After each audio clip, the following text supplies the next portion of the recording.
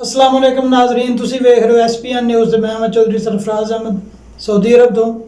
अज जनाब जी मैं खबर लैके आया वहाँ, उन्हें मजबूर किया वे कि वह खबर जी है वो मैं ज़रूर करा। जदों दी मेरी नज़रों चो गुजरी है उस टाइम तो हूँ तक जड़ा वे मेरा दिल बार बार कर रहा, बल्कि दिल मेरा जड़ा खून दे आंसू रो रहा सी। पहला जड़ा दुनिया ते कतल होया सी वो भरा दा भरा ने कीता सी। अज फिर तरीक ने अपने आप नूं दोहराया वे।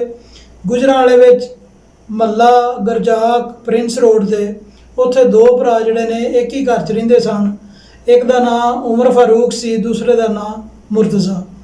वो जनाब दोवें मतवस्त घराने नाल तलक रखते ने, बल्कि उस तो भी थल्ले थोड़ा। दोवें जिहड़े ने मेहनत मजदूरी करते सन ते एक ही घर च रहिंदे सन। एक घर च रहण दे इस हिसाब नाल जिहड़ा वे बिजली का जिहड़ा बिल सी वो जनाब वो इकट्ठा दिंदे सन। पिछले महीने उन्होंने विचारिया ने बिल दियाँ किस्तां करवाइयां तो कुछ ज़्यादा आ गया सी ते उन्हों का बकाया रह गया तकरीबन 8000 रुपया जिहड़ा वे। हुण गुज़िश्ता माह जिहड़ा वे जनाब वो बिल तो उन्हें जिवें किवें दे लिया ते उहदियां किस्तां भी करा लियां। हुण इस महीने जिहड़ा बिल आया वे उन्हें मैं बिल तो नहीं कहांगा बल्कि उन्हें मैं कातल बिल कहांगा। वो आया वे 30,000 तो उत्ते। एक भाई जड़ा वे वो जनाब उत्थों आया वे कारखाने च छुट्टी करके ते घर आके दोवां भरावां जड़ा वे उस बिल ने लैके तलख कलामी शुरू हो गई।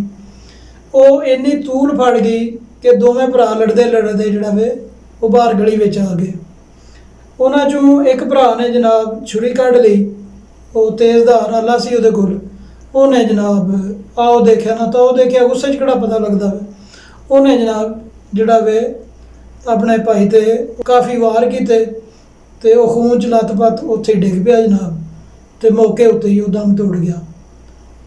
जिस भरा ने कतल किया वो जनाब मौके तो फरार होने च कामयाब हो गया।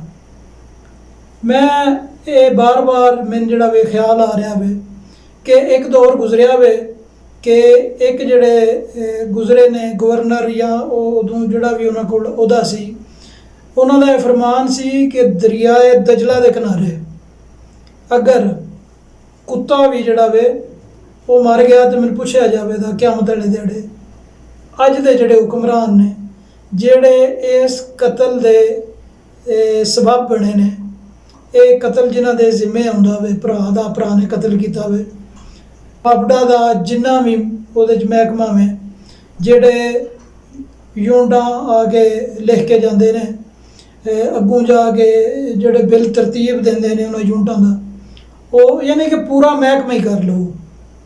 ये कतल जड़ा वे उन्होंने जिम्मे में और क़यामत वाले दिहाड़े ये दोवें भरा जड़े ने मकतूल ते कातल इन्हां दे हत्थ होणगे ते साडे हुक्मरानां दे गिरबान होंदे।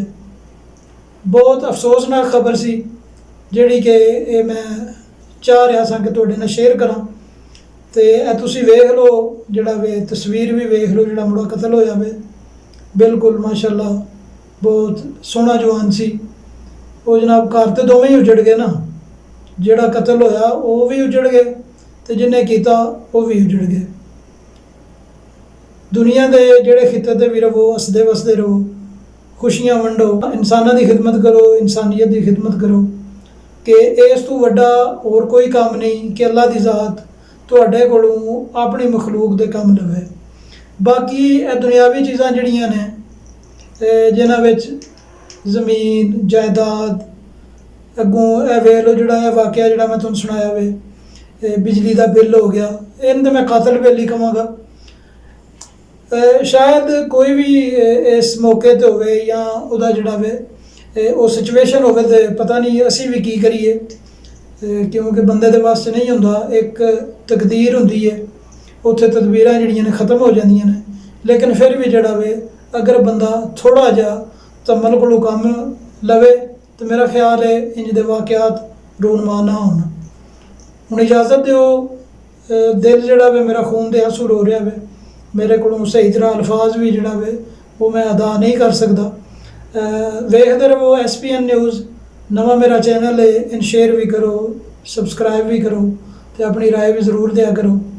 फिर किसी नवी खबर नाल मैं हाज़र होवांगा। ਉਦੋਂ ਤੱਕ ਇਜਾਜ਼ਤ ਦਿਓ। ਰੱਬ ਰੱਖਾ।